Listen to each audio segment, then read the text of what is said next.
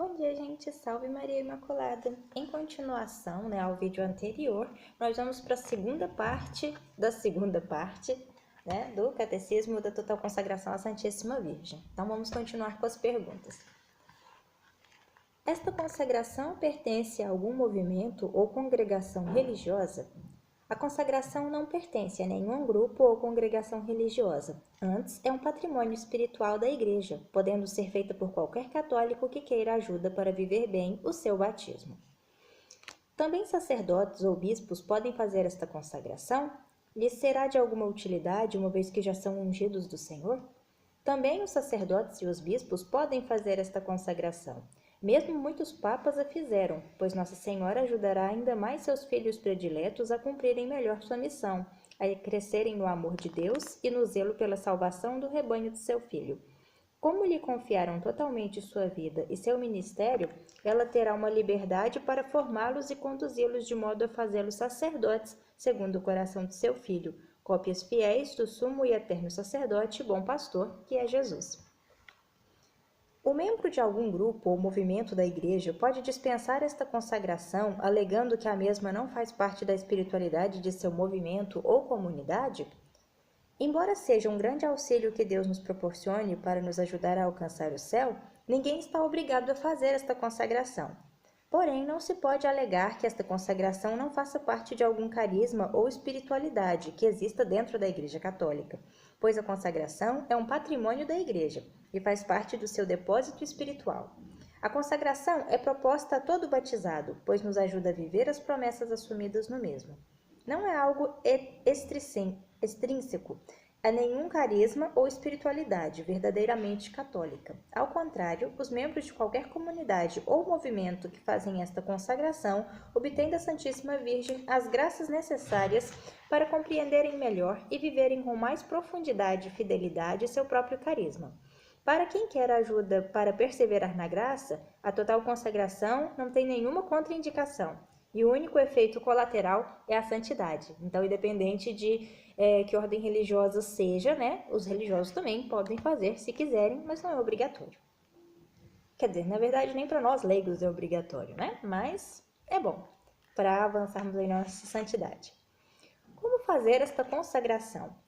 Para se fazer esta consagração, é necessário primeiro conhecê-la, lendo e estudando o Tratado da Verdadeira Devoção à Santíssima Virgem, escrito por São Luís Maria Grignon de Montfort, e outros livros que falem sobre a Santa Escravidão, ouvindo palestras e participando de encontros e retiros sobre o tema. Então, quando você lê o livro, quando tem explicações a respeito, mesmo que não tenha retiros, mas você procura na internet, é sempre bom entender primeiro, por isso que a gente está lendo esse livro aqui, antes de começar a fazer os exercícios sem saber o motivo, disso. Então, para a gente entender, para a espiritualidade ser mais forte, é bom que a gente faça um estudo antes, que é o que a gente está fazendo aqui no canal, que eu estou postando os vídeos, que eu leio partes do tratado em alguns deles, tem a playlist aí se vocês quiserem. Após ter a consciência do que é esta consagração e de como se deve vivê-la, marcar-se-á uma data e começar a fazer os exercícios preparatórios que irão durar 30 dias, na verdade são 33 dias.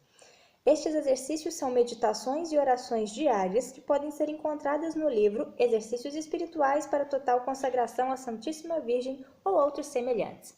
É porque existem alguns livros do tratado que têm os exercícios espirituais no final dele e outros não. Às vezes tem livros que as edições, o mesmo livro, mas é por outras editoras, então eles fazem 2 livros, um só com a história do tratado, tudo que São Luís Maria Grignon de Montfort escreveu, e o outro apenas com os exercícios. Eu tinha uma apostila com estes exercícios, então se você adquirir o livro da consagração, a total consagração, o tratado, e não tiver exercício, é normal, é porque algumas editoras não colocam, mas eu tinha comprado um pequenino que ele tinha os exercícios no final também. A sequência de preparação é a seguinte: 12 dias preliminares para o desapego do espírito do mundo e aquisição do Espírito de Deus, que a gente vai estar falando um pouquinho sobre isso também nos vídeos que eu tenho dos exercícios espirituais, se vocês quiserem dar uma olhada. Depois vem a primeira semana, que é o conhecimento de nós mesmos. A segunda semana, que é o conhecimento da Santíssima Virgem, é uma abordagem mais detalhada sobre ela, que a gente não sabe muito. às vezes, né, os católicos, mesmo sendo devotos, não sabem muito. A terceira semana é para o conhecimento de Jesus Cristo, né? Vai falar também detalhadamente tudo sobre Jesus Cristo, todo o sofrimento dele.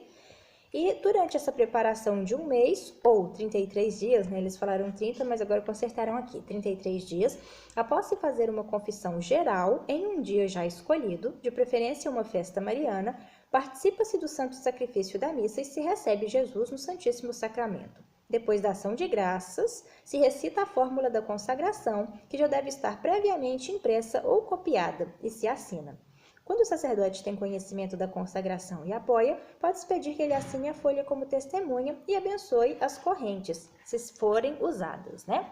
Então, explicando aqui mais uma vez para vocês, que às vezes lendo a gente não consegue entender bem. Para fazer essa consagração, serão 33 dias de preparação. A gente, dentro destes 33 dias, no finalzinho, né, vai fazer uma confissão geral, porque os exercícios espirituais nos fazem fazer esse exame de consciência mesmo. Então, nós vamos fazer uma confissão geral de toda a nossa vida, desde quando você se lembra de quando você era criança até os dias atuais. E nós vamos realizar esta consagração em uma data mariana, né? Por isso que a gente escolhe dia 13 de maio, que é dia de Nossa Senhora de Fátima, dia 8 de dezembro, que é a festa da Assunção de Nossa Senhora, e essas festas, tá bom? Assunção, acho que é Imaculado do Coração, Assunção, eu sempre me confundo, mas é sempre uma festa mariana que vocês devem escolher, dia 12 de outubro, dia de Nossa Senhora Aparecida, por exemplo.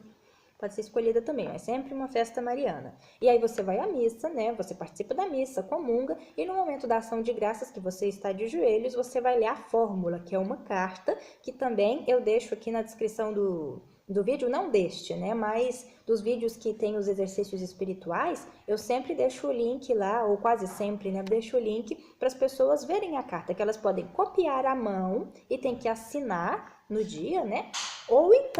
Ou assinar antes também, mas tem que ler o seu nome completo na hora que você for fazer a primeira vez e depois renovar os seus votos. Mas tudo isso tem explicações mais detalhadas, né, nos exercícios espirituais, que é quando a gente começa, que é só um resumo mesmo explicando como que é feito, mas para vocês entenderem, na época que estiverem fazendo as preparações espirituais, vai estar esse vídeo lá explicando como se faz. O que é a confissão geral e como se deve fazê-la?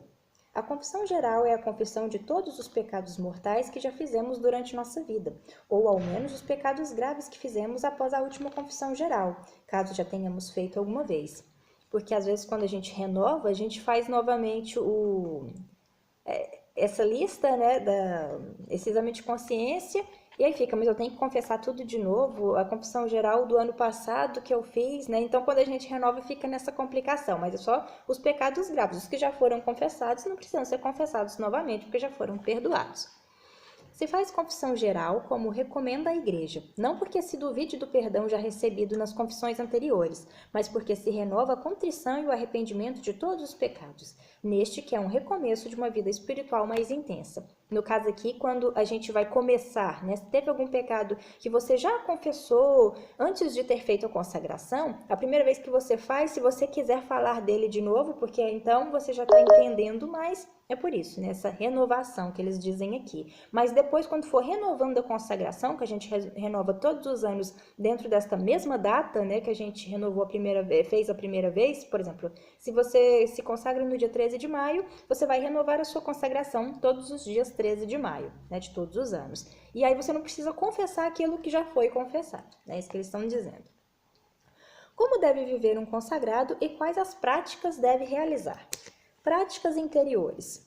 E o essencial dessa prática consiste em fazer tudo por Maria, com Maria e em Maria e para Maria, para mais perfeitamente fazê-las por Jesus, com Jesus, em Jesus e para Jesus. Viver num estado de abandono e confiança para com Nossa Senhora, confiando a ela todas as nossas necessidades, problemas, sofrimentos, alegrias, decisões, negócios, etc. Ou seja, toda a sua vida confiada a ela. Como uma criança pequenina, devemos segurar nas mãos desta boa mãe e deixar-nos conduzir por ela. Em tudo devemos recorrer a ela, procurando fazer tudo do jeito dela. Devemos louvar a Deus e adorá-lo com o coração dela, né? Porque ela sabe muito melhor do que nós louvar a Deus.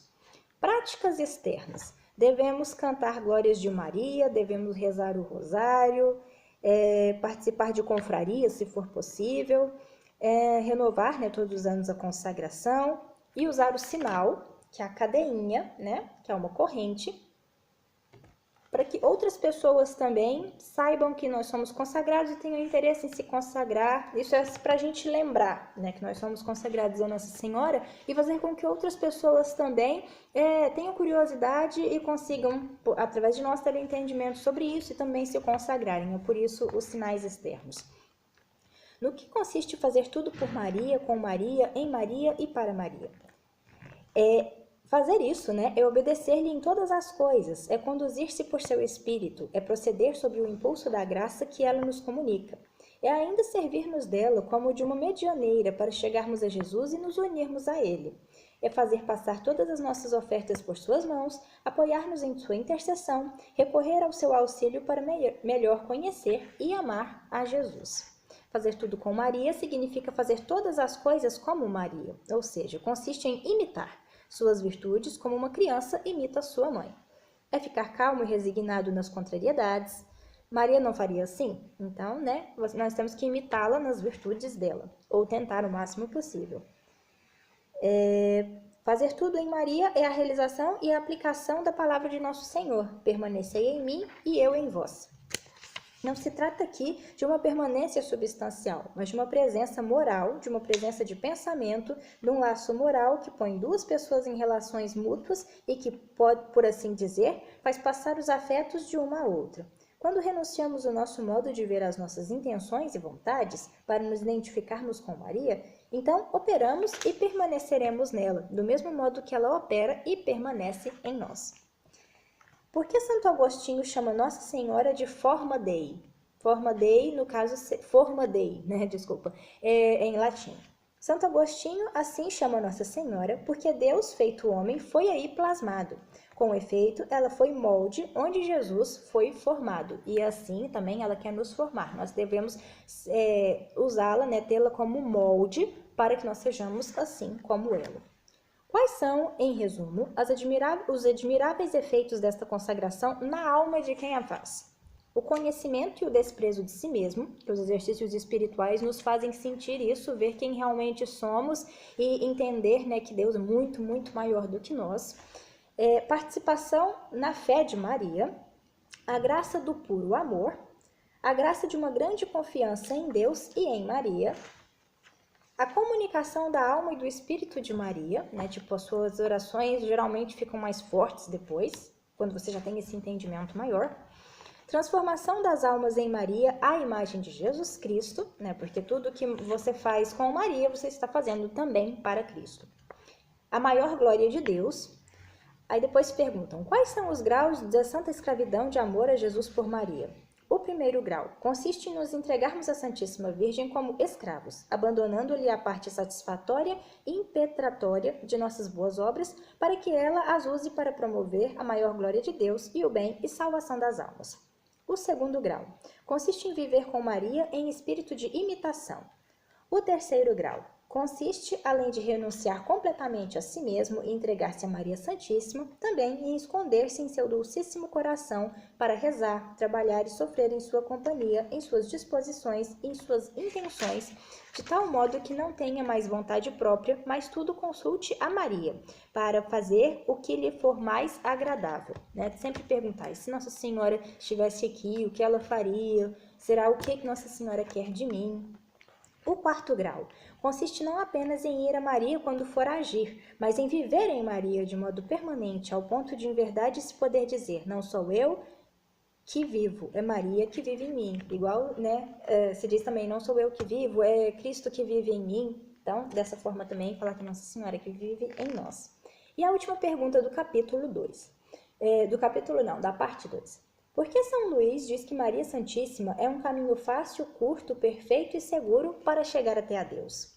É um caminho fácil devido à plenitude de graça e da unção do Espírito Santo de que está cheio. Ninguém que marche nesse caminho se cansa nem recua. É um caminho curto que em pouco tempo nos leva a Jesus Cristo. É um caminho perfeito onde não há lama, nem poeira, nem a menor sujeira do pecado. É um caminho seguro que, de um modo reto e garantido, sem voltas para a direita ou para a esquerda, nos conduz a Jesus Cristo e à vida eterna. A Virgem Maria é o caminho trilhado por Jesus Cristo, a sabedoria encarnada. Nosso único chefe, assim, todos os fiéis que o trilharem não irão jamais se enganar. Qualquer pessoa de oração que quiser avançar no caminho da perfeição e achar segura e perfeitamente a Jesus Cristo, deve abraçar de todo o coração essa devoção à Santíssima Virgem, que talvez ainda desconheça. Entremos neste caminho e marchemos dia e noite até a plenitude da idade de Jesus Cristo, ou seja, a maturidade espiritual. Então aqui acaba, né, a segunda parte do segundo capítulo e nós vamos, no próximo vídeo, entrar na terceira parte. Lembrando que são 6, né? Então depois nós vamos ler a terceira parte. Salve Maria Imaculada!